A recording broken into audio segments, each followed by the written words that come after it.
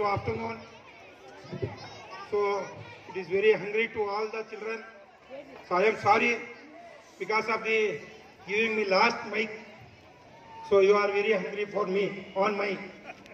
ಏನು ನೀವು ಸಂಜೆ ಮಧ್ಯಾಹ್ನ ಅದು ಪ್ರೋಗ್ರಾಮ್ ಮುಗಿಸೋದಿಲ್ಲ ಅಧ್ಯಕ್ಷರು ಹೀಗೆ ಅಂತ ಅಂದ್ಬಿಟ್ಟು ಕೊನೆಯಲ್ಲಿ ಬಂದು ಭಾಷಣ ಹೊಡಿತಾರೆ. ಸೊ ನನಗೆ ಕೊನೆಯಲ್ಲೇ ಸಿಕ್ಕೋದು.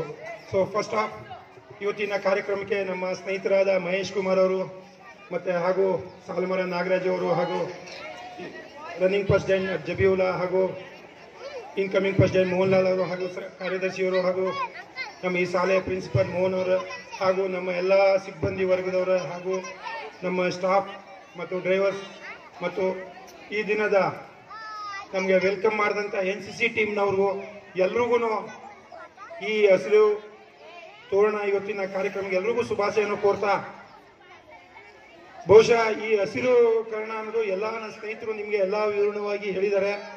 ನಾನು ಕೇಳಿಕೊಳ್ಳೋದು ಮಕ್ಕಳನ್ನ ಇಷ್ಟೇ, ನೀವು ಪ್ರತಿಯೊಬ್ಬರು ಮನೆಯಲ್ಲಿ ಒಂದೊಂದು ಗಿಡನ ನಿಮ್ಮ ಹೆಸರಲ್ಲಿ ಬೆಳೆಸಿ ಅಂತ ನಾನು ಪೇರೆಂಟ್ಸ್ಗಳಲ್ಲಿ ಕೇಳ್ಕೊಳ್ತಾ ಇದ್ದೀನಿ, ಟೀಚರ್ಸ್ಗಳು ಕೇಳ್ಕೊಳ್ತಾ ಇದ್ದೀನಿ, ನಮ್ಮ ಸ್ನೇಹಿತರ ಮಾರ್ಗದಲ್ಲಿ ನಿಮ್ಮ ಮಗು ಹೆಸರಲ್ಲಿ ಒಂದೊಂದು ಗಿಡ ಮನೆ ಮುಂದೆ ಒಂದು ಗಿಡ ಹಾಕಿ ಆ ಗಿಡಕ್ಕೆ ನಿಮ್ಮ ಮಗು ಹೆಸರನ್ನು ಇಡಿ, ನಿಮ್ಮ ಹೆಸರನ್ನ ಇಡಬೇಕು. ಯಾಕಂದ್ರೆ ಇಲ್ಲಿ ಸಣ್ಣ ಮಕ್ಕಳು ಅವ್ರನ್ನ ಹೇಳಿದ ಅರ್ಥ ಆಗೋಲ್ಲ, SSLC ಮಕ್ಕಳು ಹೈಸ್ಕೂಲ್ ಮಕ್ಕಳಿಗೆ ಅರ್ಥ ಆಗತ್ತೆ. ಇದರಿಂದ ದಯವಿಟ್ಟು ಈಗಿನಿಂದ ಈ ಒಂದು ಗಿಡ ಮನೆಗೆ ಒಂದು ಗಿಡ ನೆಟ್ಟರೆ ಬೇಕಷ್ಟು ಗಿಡ, ನಾವು ಇಲ್ಲಿ 1000 ಮಕ್ಕಳು ಇದ್ದೀವಿ, 1000 ಜನ 1000 ಗಿಡ ನೆಟ್ಟರೆ 1000 ಗಿಡ ಎಷ್ಟೋ ಮೇಲಾಗುತ್ತೆ. ಮತ್ತೆ ಬೆಳಗ್ಗೆ ಎದ್ದು ನಮ್ಮ ಗಿಡನ ನಾವು ಮಾತಾಡ್ಸಿದ್ರೇನೆ ನಮ್ಮ ಗಿಡ ಚೆನ್ನಾಗಿ ಬೆಳೋದು. ಇದೇ ಉದಾಹರಣೆ ನಾನು ತೋರಿಸ್ತೀನಿ ನಿಮಗೆ. ಹಿಂದೆ 7 ವರ್ಷ ಕೊರೋನಾ ಪೀರಿಯಡ್ ಇದ್ದಾಗ ನಮ್ಮ ಶಾಲೆಯಲ್ಲಿ ಇದ್ದಂಥ ಗಿಡಗಳಿಗೆ ನಾವು ಯಾರೂ ಬರ್ತಿರಲಿಲ್ಲ, ಯಾರೂ ಮಾತಾಡ್ತಿಲ್ಲ, ಗಿಡಗಳು ಮಂಕಾಗಿದ್ದು. ಈಗ ಈ ವರ್ಷದಿಂದ ನೀವು ಬರೋಕ್ಕೆ ಸ್ಟಾರ್ಟ್ ಆದ್ಮೇಲೆ ನಮ್ಮ ಗಿಡಗಳು ಎಷ್ಟು ಚೆನ್ನಾಗಿದೆ ನೋಡಿ, ಹಸಿರಾಗಿದೆ, ಎಲ್ಲ ಹೂ ಬಿಡ್ತಾ ಇದೆ, ಹಣ್ಣು ಬಿಡ್ತಾ ಇದೆ, ಕಾಯಿ ಬಿಡ್ತಾ ಇದೆ ನಮ್ಮಲ್ಲಿ. ಸೊ ಹಾಗೆ ನೀವು ಮನೆಗಳಲ್ಲಿ ನಿಮ್ಮ ಗಿಡಗಳನ್ನ ದಯವಿಟ್ಟು ಬೆಳಗ್ಗೆ ಎದ್ದು ಮಾತಾಡಿಸಿ. ಹಸಿರು ಅನ್ನೋದು ಅದೇ ನಮಗೆ. ನಮ್ಮ ಸ್ನೇಹಿತರು ಹೇಳಿದ್ರು ಮನೆಗೆ ಒಂದು ಹಸು ಕಟ್ಟಬೇಕು ಮಾಡಬೇಕು, ಅದೆಲ್ಲ ಒಳ್ಳೆಯ ಕಾರ್ಯಕ್ರಮ, ಎಲ್ಲರೂ ಅಳವಡಿಸ್ಕೊಂಡ್ರೆ ನೀವು ಮಾಡೋಕ್ಕಾಗಲ್ಲ. ನೀವು ಇನ್ನು ಮುಂದಿನ ಭವಿಷ್ಯದಲ್ಲಿ ನೀವು ಮಾಡಿ, ಈಗ ಮಾಡೋಕ್ಕಾಗಲ್ಲ. ನೀವು ಬೆಳೆದ ಮೇಲೆ ದೊಡ್ಡವರಾದ್ಮೇಲೆ ನನಗೆ ನಾಟಿ ಹಸುನೇ ಬೇಕು, ನಾಟಿ ಹಾಲೇ ಬೇಕು, ಅದು ಕುಡಿದ್ರೆ ಬಹುಶಃ ನೀವೆಲ್ಲ ನಮ್ಗಿಂತ ಇನ್ನೂ ಚೆನ್ನಾಗಿ ಮುಂದಕ್ಕೆ ಬರ್ತೀರಾ ಅಂತ ನನಗನ್ಸುತ್ತೆ. ಸೊ ಈ ಕಾರ್ಯಕ್ರಮದಲ್ಲಿ ಮತ್ತೆ ನಮ್ಮ ಇವತ್ತಿನ ಏನು ಹೊರಗಡೆ ಎಕ್ಸಿಬಿಷನ್ ಅನ್ನು ಜೋಡಿಸಿದ್ದಾರೆ ಟೀಚರ್ಸ್ಗಳಿಗೆ, ನಾನು ಅವ್ರಿಗೆಲ್ಲ ಬಹಳ ಹೃದಯಪೂರ್ವಕವಾಗಿ ಧನ್ಯವಾದ ಹೇಳ್ತೀನಿ. ಬಹಳ ಚೆನ್ನಾಗಿ ಮಾಡಿದ್ದೀರಿ. ಬಹುಶಃ ಈ ಥರ ಇಷ್ಟು ಚೆನ್ನಾಗಿ ಮಾಡ್ತೀರಿ ಅಂತ ನನಗೆ ಗೊತ್ತಿರಲಿಲ್ಲ. ಯಾಕೆಂದ್ರೆ ರಾತ್ರಿ ನಾನು 10:30ವರೆಗೂ ನಾನು ಈ ಫೀಲ್ಡಲ್ಲಿ ಇದ್ದೆ. 10:30 ಇದ್ದಾಗ ಮೀಟಿಂಗಲ್ಲಿ ಇದ್ದಾಗ ನಾನು ನೋಡಿದಾಗ ಇಲ್ಲಿ ಬರೀ 2 ಕಂಬಿ ಹಾಕಿತ್ತು, ಇನ್ನು ಕೆಳಗಡೆ 2 ಬೆಂಚ್ ಹಾಕಿತ್ತು.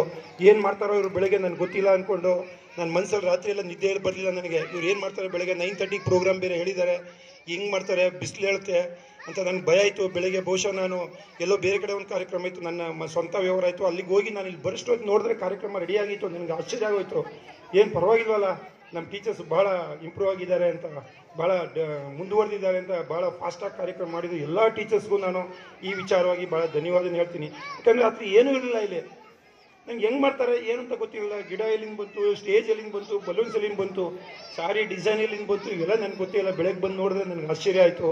ಸೊ ಎಲ್ಲ ಟೀಚರ್ಸ್ಗೂ ಧನ್ಯವಾದ ಹೇಳ್ತೀನಿ, ಎಲ್ಲ ಮಕ್ಕಳಿಗೂ ಧನ್ಯವಾದ. ಈ ಕಾರ್ಯಕ್ರಮಕ್ಕೆ ಸಹಕರಿಸಿದ ಎಲ್ಲ ಸ್ನೇಹಿತ ವರ್ಗಕ್ಕೂ ನಾನು ಧನ್ಯವಾದ ಹೇಳ್ತೀನಿ.